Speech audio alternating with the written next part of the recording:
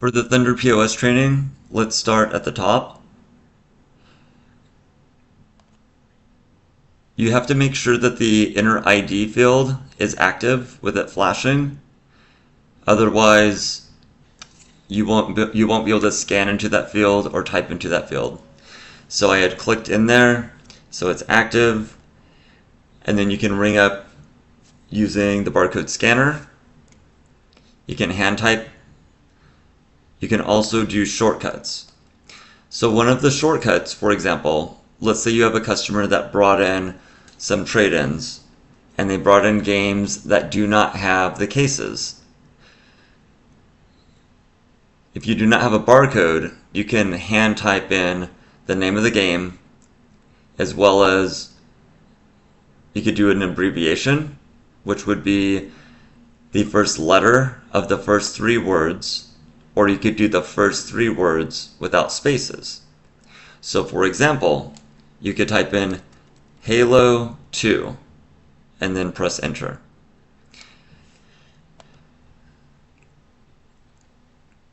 You'll notice it rung it up as a new game because the used box was not checkmarked.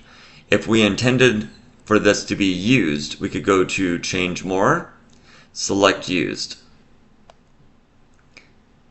Then you'll notice that the price changed. So in that example, if we do another shortcut, such as Halo 2, it would be H2. It'll pull up all the items that have H2 listed in the database.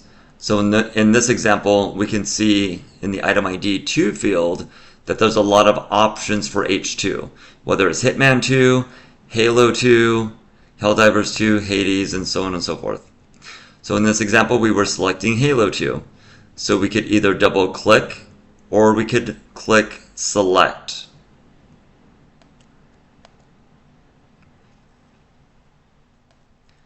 And once again, I am making it used. We could also click the used button, and that would also automatically ring it up as used.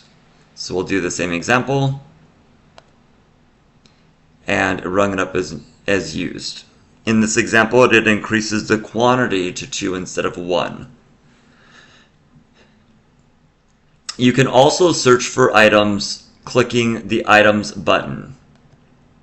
How the database works, it's a sequence of characters, not necessarily a sequence of words. So let's say a customer came in and they were asking for Shin Megami Tensei Nocturne. And you're like, okay, how is that even spelled? And you're like, well, it's SH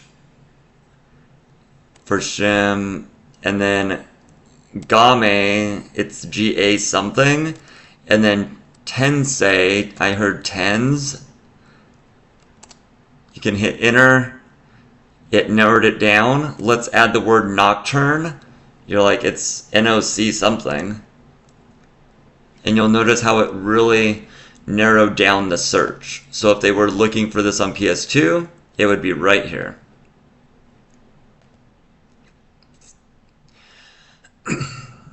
You can change the quantity using this field. Let's say somebody was going to buy 20 packs of Pokemon cards. You could change it to 20 and then ring them up. Or you could also change the quantity. Let's say they were buying 2 of this particular game. You could change the quantity right here and change it to 2.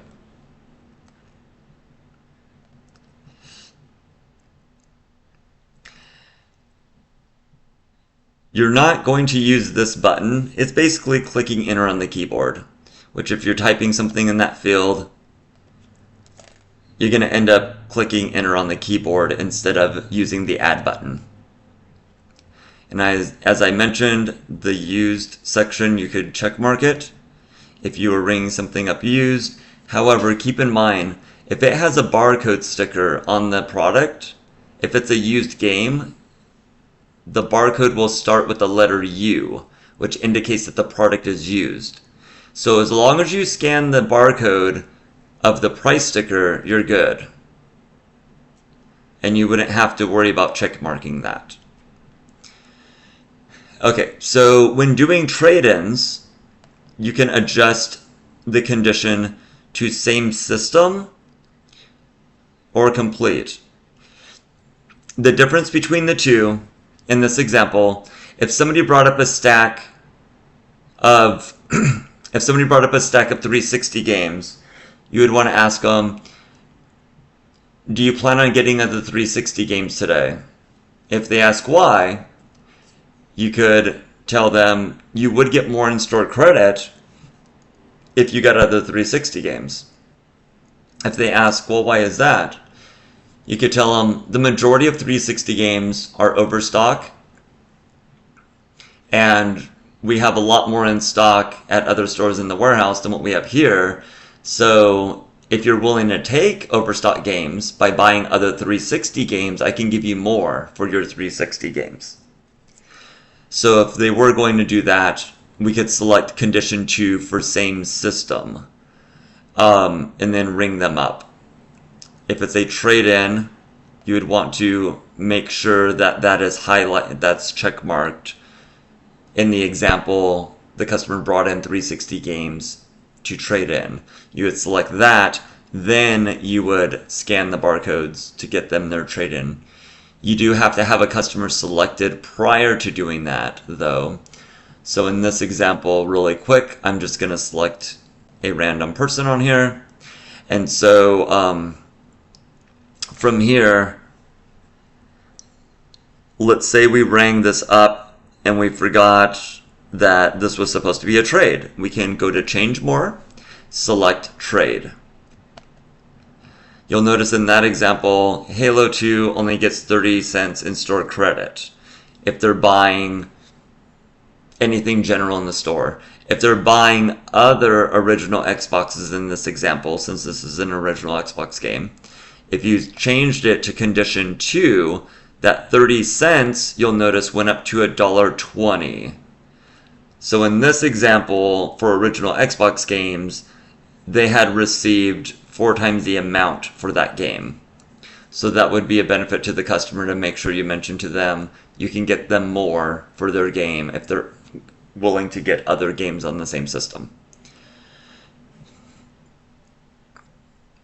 The trade-in type. Majority of the time, you're going to be, the gross majority of the time for your store, you're going to be just doing trade-ins for store credit and not cash. We can go into that in a little more detail later, but if it was going to be cash, let's go back to same system. It was 30 cent store credit. If it was cash, and we selected cash, since we already scanned the item, they would be getting 18 cents in cash on that particular example.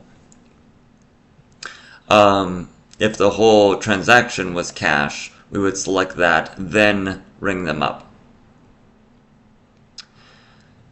We don't use this button, this one, or this one currently. We don't use this button, this button.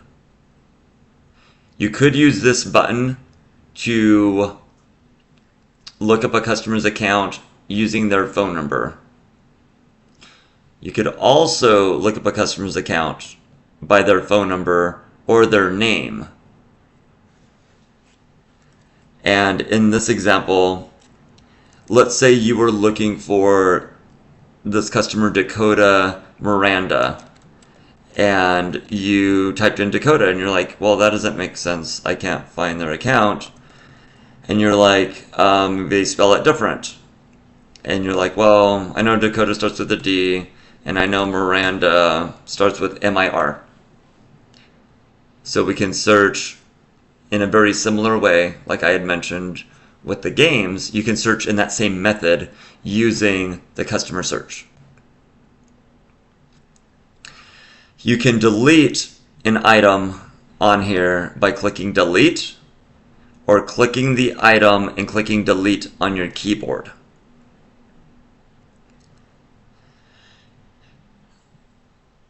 For this one, for item history, you could select the item and then see the item history if you needed to. In most cases, you're not really going to need to use that option too often. With Change More, you can select between new and used, trade-in. On rare occasions, somebody on base might be buying for an organization where they are tax exempt. We would normally set them up an account that's a tax exempt account, but if that was not selected on their account for some reason, tax exempt could be done that way.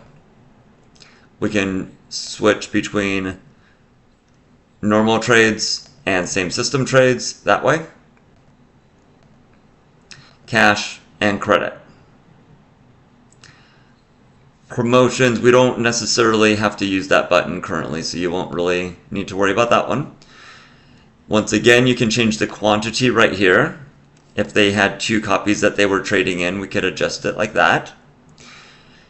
If the games needed to be repaired, because the condition of the game had some scratches on it, we would discount the game using this button. If the game has damage on it, such as scratches, the game would be discounted anywhere from 50 cents to $3, with a maximum of 50% of the value of the game. In this example, we can't subtract 50 cents, so the most that we can do is a 50% discount. If the game does not have the original case and artwork, we would have to discount 30%. Those discounts would stack in this example. If these 2 games were needing repair and they were loose discs, we would change it from 50 to 80. If the game's in great condition, it's just missing the case, we would just have it at 30% discount. You can change the price right here. So, for example, let's say you wanted to edit the price to make it half off. So you wanted to change it to 15 cents.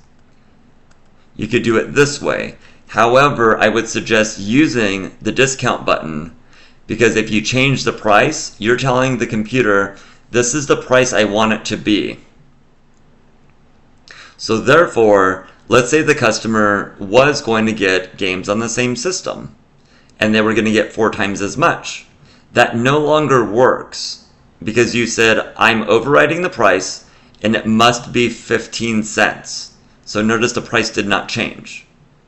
If we were changing these to be a cash transaction, once again, you told the computer, I want it to be 15 cents, so it's not going to toggle between the credit price and cash price.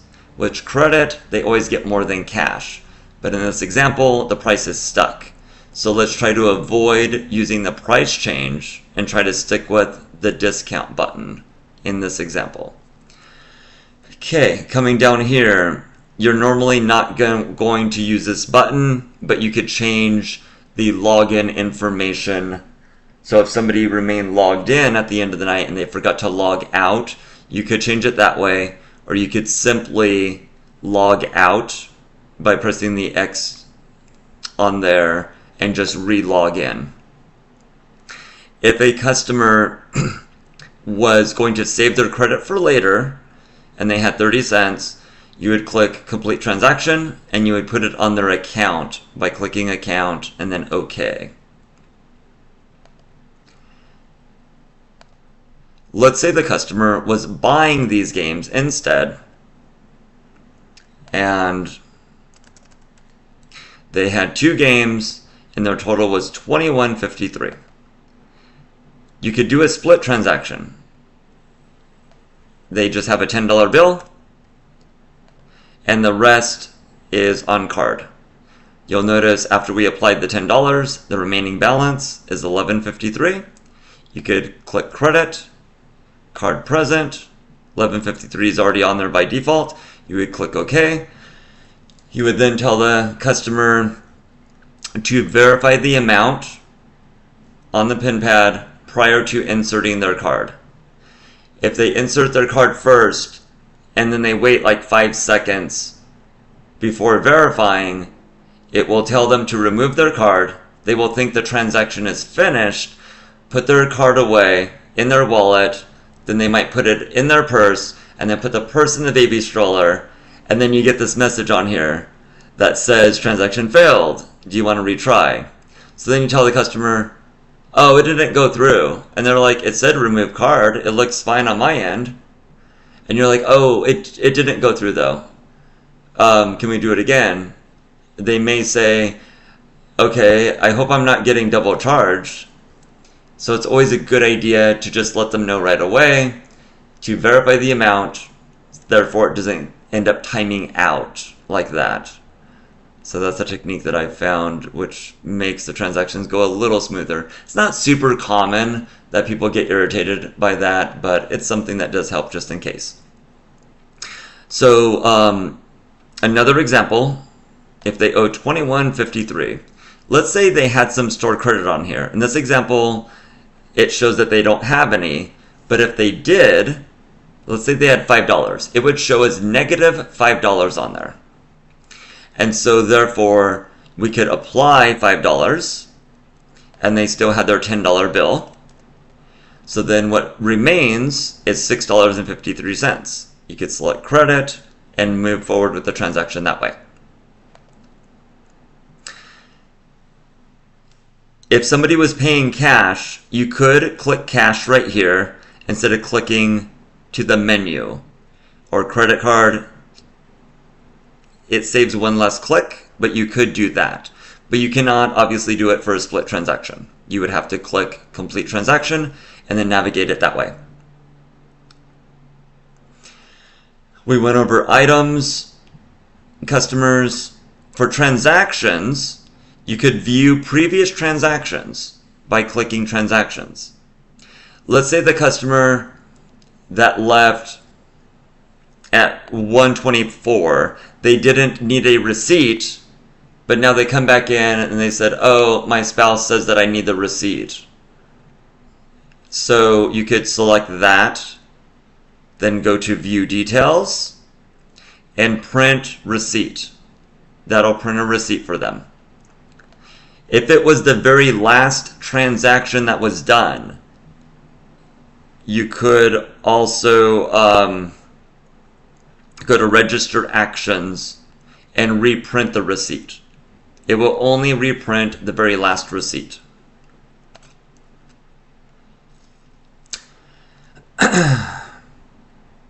You could also use transactions if, let's say there's somebody that bought a game yesterday and they didn't have the receipt and they didn't have an account, but they know they had purchased Mario Kart. You could always pull up the game, go to more. You could go to check item history and then select used. And in this example, they didn't buy it at our store. So we could research it that way. If there was a transaction that particular game did sell, and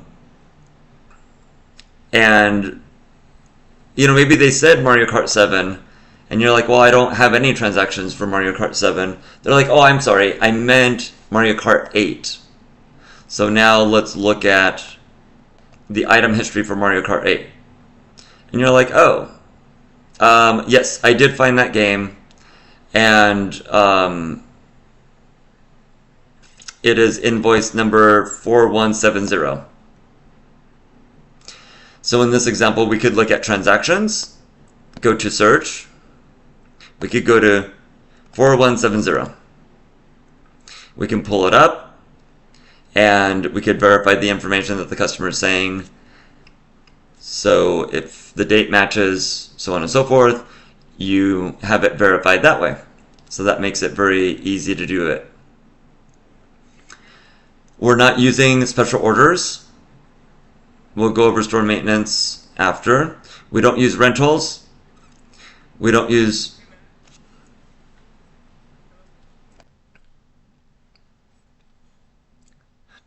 Okay, so let's go over setting up a customer account. Select customers.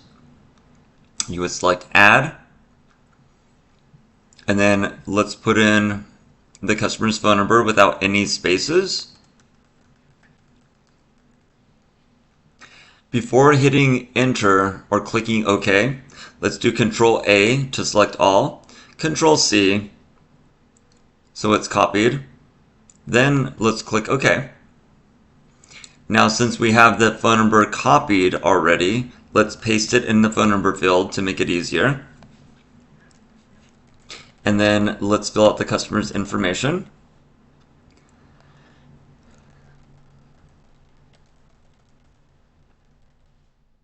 We would ask the customer for their ID, and then we would put in their address. It does not matter if the address is out of state. Just put in the info. We're not going to mail them anything anyways, but we do need to have the information documented in the event they are selling something that's stolen or something. So we would just put the information that's on their ID. And then the ID type. In this example, if it's a California driver's license, you could just do CADL. And then you would want to scan the barcode on the back of the ID. And it's not necessarily going to match what's on the front of the ID, but that's fine. And then you would put the birth date. From there, you're going to click Save. And then you can paste, again, the phone number to be able to pull up that account. And that makes that significantly easier.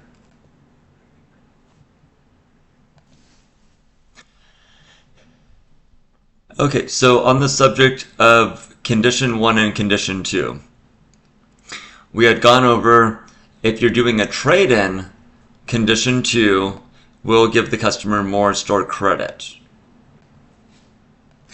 But if the customer is buying the item, Condition 2 would allow for a discount if this game was missing the original case. We discount it 20%. So you'll see the price change from 15 to 12. And it does not require you to have to click to discount. So it is easier to simply select Condition 2. And so, once again, if it was a game that was being traded in,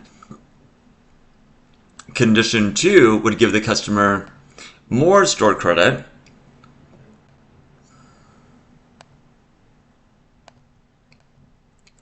So in this example, they would get $1.20 in store credit towards other original Xbox games. Otherwise, under Condition 1, once again, they would be looking at 30 cents. Okay, so moving on, we don't use this button or this button. To suspend means to put something on hold. If you have a customer where you have to put their transaction on hold, let's say they have to run out to the car to go grab their wallet, you'd want to click suspend.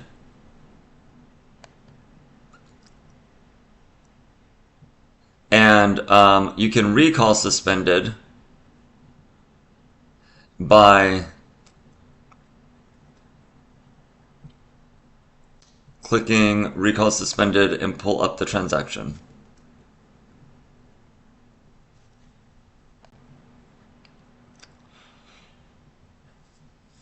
Okay, so in the event you were going to need to cancel the transaction because the customer was not going to buy the item after all, and you have their account set up here, if you simply delete the item, it does not remove the customer's account information on here. So therefore you would want to click cancel transaction. That deletes all the items and deletes the customer that was selected from being selected on there. Okay, so in the event you have a customer suspended as the item is on hold, you can recall the suspended transaction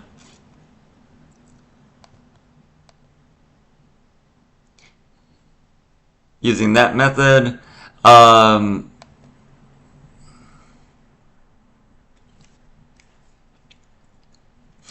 When you're saving a transaction and putting it on hold, you're going to want to use your name.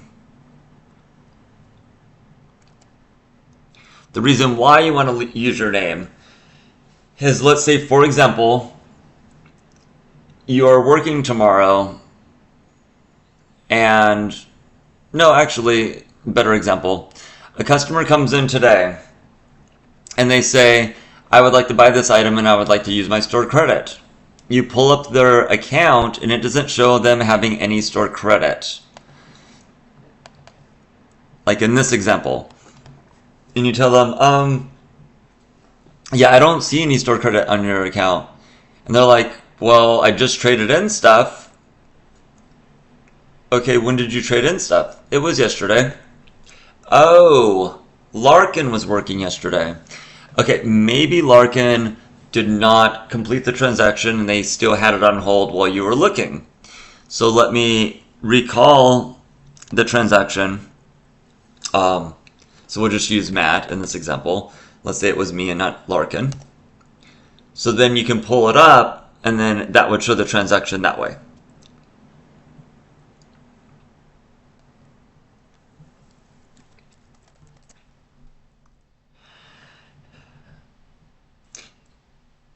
When you were doing a trade, you could toggle between credit and cash if you needed to change the values between those two types of values.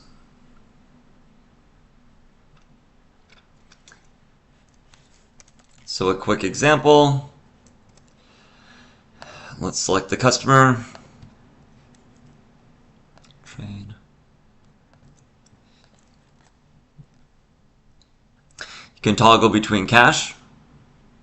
Notice it changed and changed back to credit.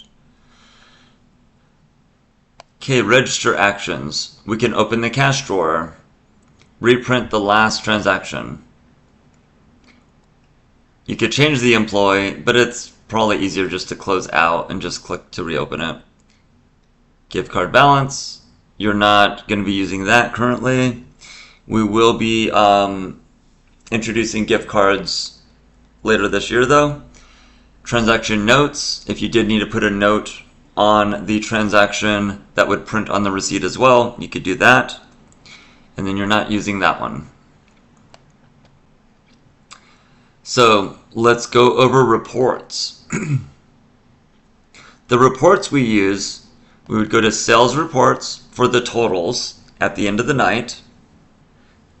You could click to run the report, and then this would pull up. If you put text report, it gives a little more simplified version of the same report that was pulled up.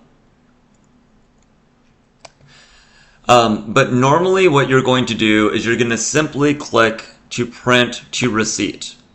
It will give you that report on a little receipt.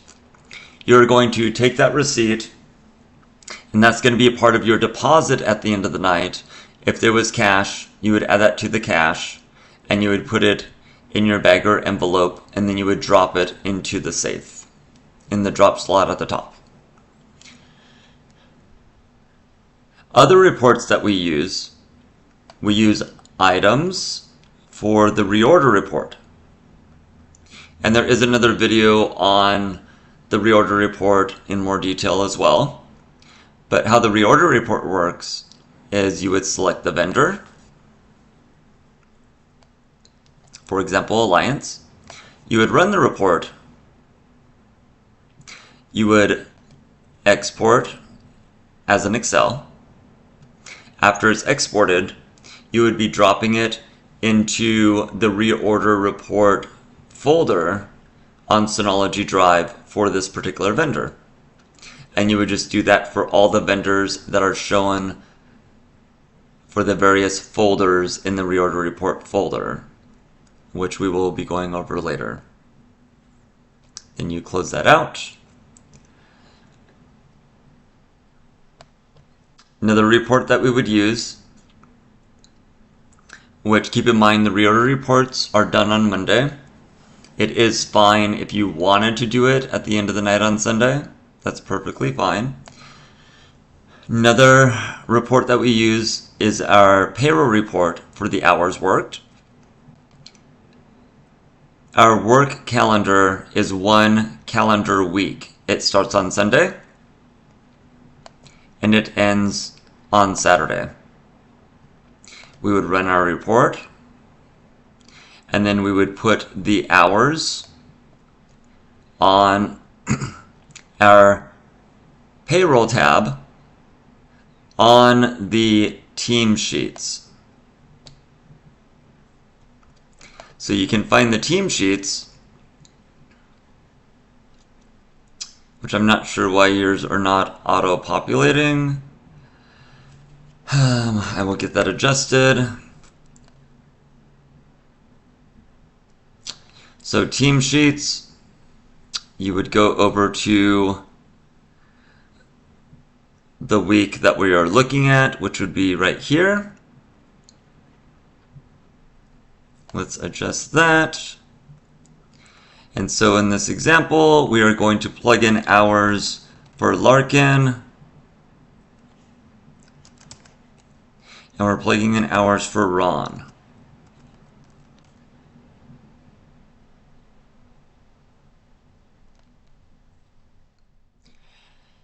And with this report, you're also going to want to export it. And then you're going to drop it into the payroll folder on Synology Drive, which we'll be going over in more detail later. And those are going to be the majority of the reports that we are using. One last report that we do use from time to time is when we are pulling up our sales per hour. We would use this report. So for example, if we were doing some analysis, let's say tomorrow, the 20th, was a holiday. And let's say last year, we needed to identify what our sales were like. And if we had to get that posted,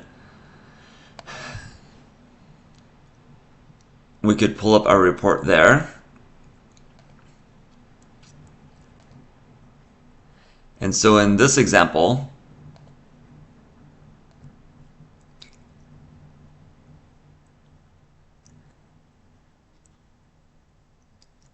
we would go over to our sales per hour section. And let's scroll down to the section for Fort Irwin. And we would just plug in the numbers based on the time. So we see right here, we have 11 to 12. So in this example, we're looking at 11 and 12. If this particular holiday was Thanksgiving, not that we would be open on Thanksgiving, but if we were, we're logging our sales for the previous holiday and plugging them all in here to determine whether we should be closing early, whether we should be closed the entire day, so on and so forth. So that's what we would use that report for. So that's pretty much the overview of the of these sections. The store maintenance, if we click register, it simply takes us back here. If you click store, the only thing that you're going to be using on here is the time clock. So you would select your name, click clock in, and then when you clock out, you would select your name and clock out. We went over the report section. You can find it here, but you're normally going to use it here. For activities, we use purchase orders as well as physical inventory. With physical inventory, we would select the department that's being worked on, So for example, let's say we were doing inventory for card supplies. We would select card supplies. We would select all categories. Then we would select begin inventory. From there, we would click continue counting. One thing to keep in mind once again, if you do not see the flashing line, that field is not active. So let's click in there. Now it is active. We would scan in all of our card supplies. And then once they're all scanned in, you would go to finalize and update inventory.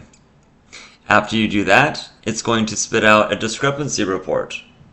Then the discrepancy report is going to be dropped into the folder on Synology drive, which we will go over later. So for purchase orders, in this example, leaving physical inventory, it leaves off where we were at. So if you scanned 30 items, and if you go back, if you don't see anything on the screen, it still scanned the 30 items. You just don't see it, so you would just continue. If you were curious where you left off, you think it was on one particular item, you could change the quantity to 0 and scan the item just to see if that's where you left off to verify. So with purchase orders, you would select new. You would select the vendor. In this example, Alliance.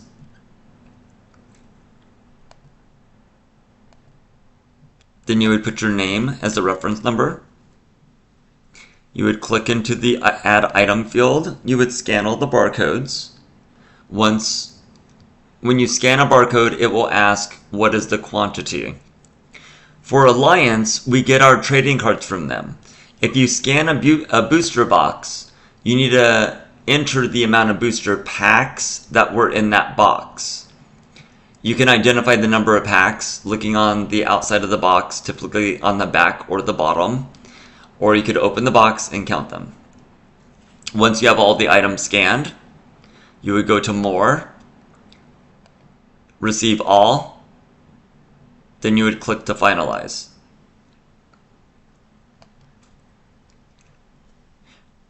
The first couple times you're doing a purchase order or initiating physical inventory, you're welcome to give me a call and I can log in and walk you through again. We're not going to use this button, this one, or this one, or this one. So that's the full overview of the POS system.